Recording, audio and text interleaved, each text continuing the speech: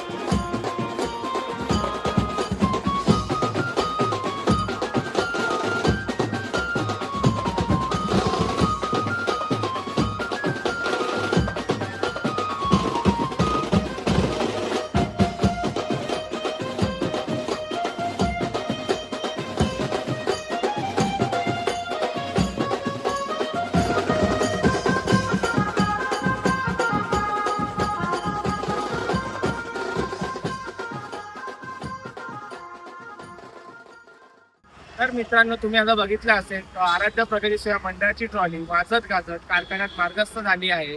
या वर्षीच जे खास पण आहे, कारण मंडळाचं 60वं वर्ष आहे.